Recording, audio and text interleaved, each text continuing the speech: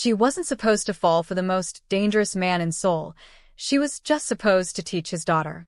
But the moment he looked at her like she already belonged to him, every rule she'd built her life around started to crack. And somewhere in the city, someone was watching, waiting for her to become his one weakness. One sentence. That's all it took. Your wife is a lucky woman. And the most feared CEO in Korea smiled like he'd been waiting his whole life to hear it. She didn't know yet that saying those words out loud would put a target on her back. He built an empire out of ruins and never let anyone close enough to use against him, until a teacher with tired eyes and no idea who she was talking to looked at him like he was just a man. That single glance was about to cost them both everything.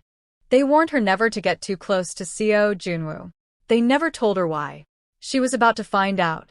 The night his enemies decided the fastest way to destroy him was through her. Part 1. The gala lights blurred gold across marble floors, and Linda Hayes straightened the hem of her borrowed navy dress, wondering how a parent-teacher fundraiser had turned into the most terrifying room she'd ever stood in. Every guest wore a name that meant something. She was just the woman who taught 6-year-old Seo Haun how to read.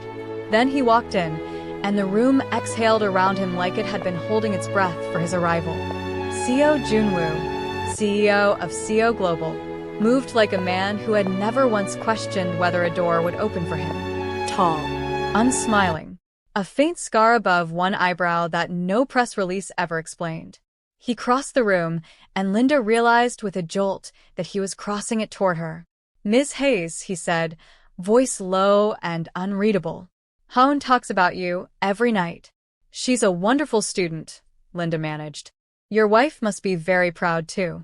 Something shifted behind his eyes. Dark, sudden, alive. "I don't have a wife," he said. Then, quieter, like he was testing the shape of the words for the first time. "I was hoping it'd be you." Welcome to Afro-Korea TV. Please like, share, and subscribe. Linda laughed it off, blamed the champagne, the noise, the strange electricity of a room full of people who'd built their lives on power. She excused herself early, certain she'd never see him outside a school hallway again. She was wrong within 12 hours. The next morning, a black car idled outside her apartment building, engine humming low in the gray dawn light. The driver stepped out, bowed slightly, and said only, "Mr. Seo asked that you not take the bus in this weather, Ms. Hayes." She hadn't told anyone where she lived. She hadn't told anyone her schedule. Still, she found herself sliding into the leather seat, telling herself it was simply easier than the bus, that it meant nothing. That same afternoon, a bouquet of white peonies appeared on her desk with no card, no name. Only the quiet certainty in her gut about who had sent them. Her fellow teachers whispered. Linda pretended not to hear. The following week, small things accumulated the way snow does before anyone notices the storm. A coffee, still warm, waiting on her desk before she arrived each morning. Haun's overdue tuition balance, quietly cleared through a scholarship fund Linda had never applied for and couldn't trace. A new security guard stationed at the school's side gate, polite and immovable, who, when she finally asked, said only, "Direction from Mr. Seo's office, ma'am." She told herself she would confront him. She told herself for 4 straight days. On the 5th day, she finally did. The elevator to the 40th floor of Seo Global's headquarters felt like ascending into another world. Glass walls, hushed voices, the low hum of enormous ambition. Linda clutched a folder of Haun's reading assessments to her chest like armor and marched past his assistant's protests straight into his office. "You can't just rearrange my life because you're bored," she said before the door had even fully closed behind her. Junwoo rose slowly from behind a desk the size of a small boat, and the silence in the room pulled taut like a wire.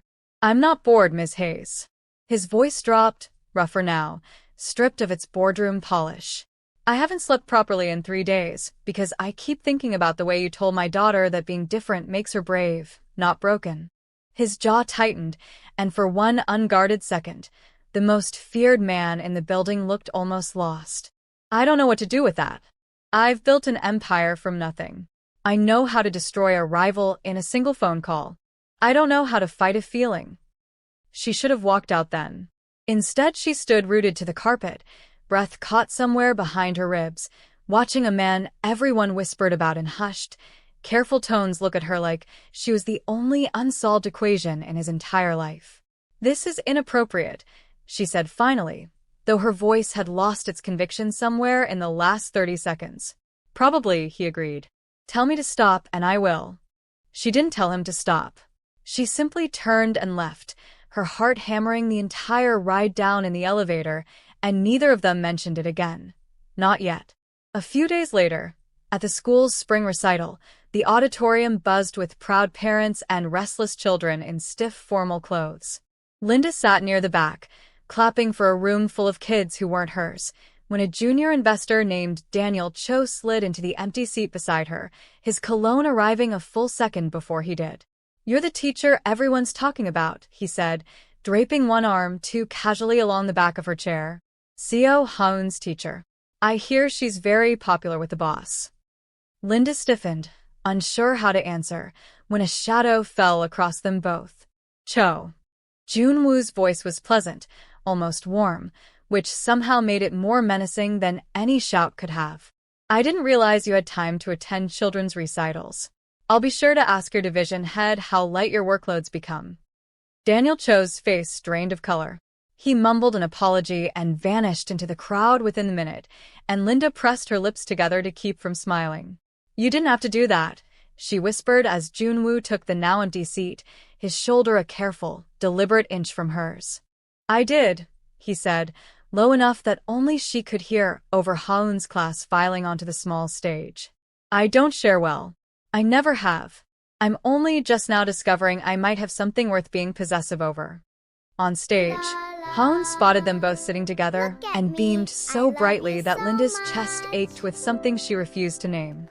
By the end of the month, Linda had stopped pretending the black car outside her building was a coincidence, stopped pretending the coffee on her desk was anyone else's doing, stopped pretending that the sight of Junwoo's name on her phone didn't send something warm and terrified through her chest all at once. They fell into an uneasy rhythm. Brief conversations at pickup, longer ones over the phone late at night when neither could sleep, careful distance maintained in public, and something far less careful simmering underneath it. One evening, a citywide storm rolled in without warning, trapping them both at the school long after Haun had already been collected by her nanny. Rain lashed the windows in sheets. The power flickered, sputtered, and died, plunging the small classroom into a soft gray dark. "You didn't have to stay," Linda said, lighting the emergency candle from the supply closet with trembling fingers. "I wanted to," Junwoo said simply. In the dark, stripped of titles and headlines and the armor both of them wore like second skins, they were just two people finally admitting what they'd been circling for weeks. "I looked you up," Linda admitted quietly, watching the candle flame dance against the classroom's small wooden chairs. "Everyone's afraid of you. The board, the rival firms, even your own assistant flinches when your phone rings." "Are you?" "No," she said, and it surprised her how true it was, how the fear she'd expected to feel had somewhere along the way transformed into something else entirely. "That's the problem." He crossed the small space between them slowly, like he was afraid a sudden movement might shatter something fragile, and cupped her face in both hands like she was something breakable and precious at once. "Then tell me to stop," he said, voice rough at the edges. "Tell me now, Linda, because after tonight, I don't think I'll be able to." She didn't tell him to stop. What followed was never spoken of in detail, only felt in the closeness of the candlelit dark, in the unsteady exhale against her temple, in the way his hands trembled like he'd never once in his life let himself want something this badly and didn't quite know how to hold it. There was no rush, no recklessness, only breathless closeness, quiet murmured names, the slow unraveling of two people who had spent their whole lives keeping everyone at arm's length finally choosing not to. When the classroom lights flickered back on sometime near midnight, they found each other with foreheads pressed together, both of them breathless, the entire axis of both their lives quietly and irreversibly shifted in the space of one storm. And that was when the fear crept back in. The next morning, Linda was gone before he woke on her small apartment couch, where they'd ended up long after the storm passed, and neither wanted to be the one to leave first. No note. No explanation. Just an empty space beside him, and, when he checked hours later out of a mounting unease he couldn't name, a resignation letter already sitting on the school principal's desk. She told herself it was self-preservation. Men like Junwoo didn't keep women like her. They kept secrets, and eventually those secrets swallowed everyone standing too close to them. Better to leave with her heart bruised but intact than to wait for the inevitable day he realized she didn't belong anywhere near his glass-walled world. She packed 2 suitcases, gave notice on her apartment lease, and told herself the ache in her chest would fade by the time she found somewhere new to disappear to. She was wrong about one very important thing. Seo Junwoo did not let go of things he wanted. He never had. By that evening, he'd already called every contact he had, quietly, calmly, the kind of calm that unsettled his own employees far more than shouting ever could. Find her, was all he said, whatever it costs. 2 days later, his head of security delivered an address with visible reluctance, aware of exactly how unusual it was for his boss to personally handle a matter this small in scale and this enormous in stakes. Junwoo didn't wait for a driver. He didn't call ahead. He simply got in his own car for the first time in years and drove through the rain himself. He found her building on a quiet side street, its windows dark, a single moving box visible through the thin curtains of a ground-floor unit. He stood outside for a long moment before he knocked, running through 100 boardroom negotiations in his head and realizing none of them had prepared him for this, for standing in the rain with his heart in his throat over one woman who'd walked out of his life without a word. The door opened before he could knock a second time. Linda stood there in an old sweater, hair pulled back, eyes red-rimmed from a sleepless night she'd never admit to. "You don't get to disappear on me," Junwoo said, voice cracking with something raw and completely unguarded, water dripping from his hair onto the doorstep. "I have burned down deals worth more than most people's lifetimes without blinking. I have never once been afraid of losing something, until you left a classroom empty and took every reason I had to smile with you." "I'm not from your world," Linda said, throat tight, refusing to step aside and let him in, as if the doorway itself might protect her. "I don't know how to survive it. People like me don't survive people like you, Junwoo. We become headlines. We become leverage." "Then let me build you a new world," he said. "One where you're not a headline. One where you're just mine, and safe, and never afraid again." She was still shaking her head, still holding on to the last threads of the wall she'd built so carefully, when her phone buzzed on the counter behind her. A text from an unknown number. A photograph, her own front door, the one she was currently standing in, time-stamped 10 minutes earlier. Her blood went cold. Junwoo's expression shifted instantly, the softness gone, replaced by something lethal and controlled. He took the phone from her trembling hands and stared at the image for a long moment before his jaw set like stone. "Pack a bag," he said. "Now." "What is this? Who sent that?" "Rivals," he said grimly, already dialing his head of security with his free hand. "A conglomerate I've been quietly dismantling for the better part of a year. I should have known they'd find the one thing I can't afford to lose." Within the hour, Linda found herself in the back of an armored car, Ha-eun's small hand gripping hers tightly from the other side, collected from the nanny's care the moment Junwoo made the call, unwilling to leave any piece of his world unprotected while a threat loomed. "Are we going on an adventure, Ms. Hayes?" Ha-eun asked, entirely unaware of the tension coiled tight in the front seat. "Something like that, sweetheart," Linda managed, forcing a smile she didn't feel. That night, hidden in the fortified quiet of Junwoo's penthouse, glass walls replaced here with reinforced steel shutters, security discreetly doubled at every entrance, Linda finally began to understand the man beneath the empire. Soft where the world believed him hardest.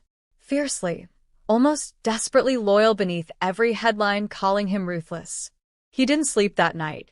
She found him near dawn, still seated by the window, phone in hand, coordinating with his security team in a low, controlled voice, refusing every suggestion to leave her side even for a moment's rest.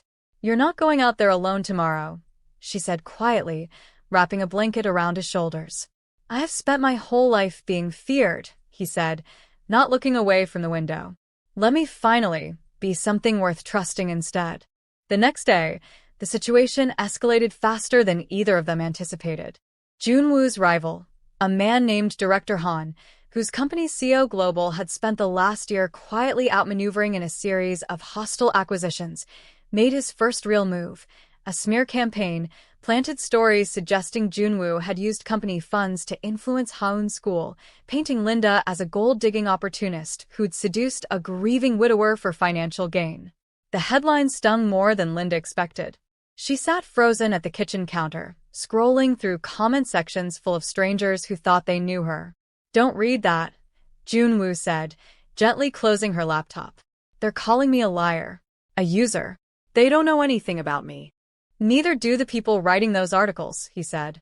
I've already got a legal team drafting retraction demands and a defamation suit. This is what Han does. He can't win in the boardroom anymore, so he's trying to win in the tabloids. He crouched in front of her chair, taking both her hands in his. I need you to trust that I will fix this. All of it. 2 days later, at a press conference no one expected, Junwoo did something none of his advisors recommended. He stood in front of every major outlet in the country and, for the first time in his public career, spoke not as a CEO but as a man. I've spent 15 years building a company and exactly 0 years building a life, he said, voice steady despite the flashing cameras. The woman your headlines have been dragging through the mud has done nothing but teach my daughter to believe in herself. If loving someone who has shown my child more warmth than half this room combined makes me a fool, then I am proudly, unapologetically a fool. The clip went viral within hours. Not the scandal Han had engineered, but a different story entirely, one about a guarded man finally choosing honesty over image. Meanwhile, Director Han, cornered and increasingly desperate, abandoned the media strategy entirely in favor of something far more dangerous. Surveillance photos later confirmed his men had been tracking Haun's school schedule for nearly a week, waiting for the precise moment Junwoo's guard would be lowest. That Friday, under the guise of an early pickup requested through falsified paperwork, 2 of Han's men attempted to remove Haun from school grounds. It was Linda, no longer employed there, but present that day for a farewell visit with her former students, who noticed the mismatched staff badge and the unfamiliar faces a half-second before it would have been too late. She grabbed Haun's hand and ran, shouting for the school's security guard, buying just enough time for the real alarm to sound and the men to flee empty-handed into a waiting car. By the time Junwoo arrived, sirens still echoing in the parking lot, he found Linda on her knees on the pavement, Haun sobbing but unharmed in her arms, both of them shaking. He didn't say a word. He simply dropped to the ground beside them and wrapped both of them in his arms like he could physically shield them from everything the world had tried to do that day. I told you, Linda whispered into his shoulder, voice breaking. This is what your world does to people. No, he said fiercely, pulling back just enough to look her in the eyes. This is what happens when someone tries to take what's mine. And I promise you, Linda, I will end this. Completely. That night, Junwoo didn't sleep, didn't sit by the window coordinating quietly, he acted. He called in every favor his empire had accumulated over 15 ruthless years, prosecutors he'd once shown mercy to, journalists who owed him their careers, board members at Han's own company who'd been quietly waiting for an excuse to oust him. By morning, Director Han's carefully constructed empire had begun to collapse from the inside, fraud investigations reopened, shell companies exposed, silent partners suddenly and publicly withdrawing support. By the following evening, Han attempted one final, reckless move, cornering Junwoo alone in the underground parking garage of CO Global's headquarters, security footage later showing him holding what investigators would confirm was an unloaded but very real firearm, more interested in intimidation than execution, a last desperate grasp at control before his world crumbled entirely. You think you can just erase everything I built? Han snarled, voice ragged with the particular fury of a man watching everything slip away at once. You erased it yourself the moment you went after my family, Junwoo said, standing perfectly still, refusing to give Han the fear he was so clearly hunting for. I built an empire on patience and precision. You built yours on threats. Threats don't survive scrutiny, Han. Yours certainly won't. Security arrived within 90 seconds. Alerted by an automatic distress signal Junwoo's team had quietly installed weeks earlier the moment the surveillance photos surfaced. Han was arrested on the spot, the ordeal ending not with violence, but with the quiet, humiliating click of handcuffs echoing off concrete. 3 days later, with the scandal fully unraveled and the true story finally dominating headlines, a father who nearly lost everything protecting the people he loved from a rival too consumed by jealousy to compete fairly, Linda sat in the penthouse kitchen watching Haun color quietly at the table, the first peaceful afternoon either of them had had in nearly 2 weeks. Junwoo came home earlier than usual, tie already loosened, and stood in the doorway watching them both for a long moment before either noticed him. "What?" Linda asked, catching him staring. "Nothing," he said, though his expression said everything. "I just spent 15 years thinking this, a home, this exact quiet, wasn't something men like me got to have. And now I don't know how I ever convinced myself I didn't want it." He crossed the kitchen and pressed a kiss to the top of Haun's head before turning to Linda, something soft and unguarded in his eyes that the tabloids had never once managed to photograph. "Stay," he said simply. "Not because it's convenient. Not because of what happened this month. Because I love you, and I am done pretending I have any interest in a life that doesn't include you in it." Linda felt the last of her carefully built walls give way entirely. "I love you too," she whispered. "I have for a while now. I was just too afraid to survive losing it." "You won't have to," he promised. "Not while I'm still breathing." By the following spring, Seo Junwoo stood at the edge of a small, quiet garden ceremony. No press, no cameras, no headlines, just close friends, a handful of loyal employees who'd become something closer to family, and Haun, now 7, scattering flower petals down a short aisle toward the woman who'd once been too afraid to let herself be loved by a man the world insisted was dangerous. "Your wife is a lucky woman," the officiant said with a knowing smile, unknowingly echoing words spoken nearly a year earlier in a gilded ballroom that had started everything. Junwoo looked at Linda, steady, radiant, finally, completely his, and smiled the way he only ever smiled for her. "I know," he said quietly, "just for her. I was hoping it'd be her." 1 year later, the boardrooms of Seo Global quieted early one evening for an announcement that traveled faster through the company than any merger ever had.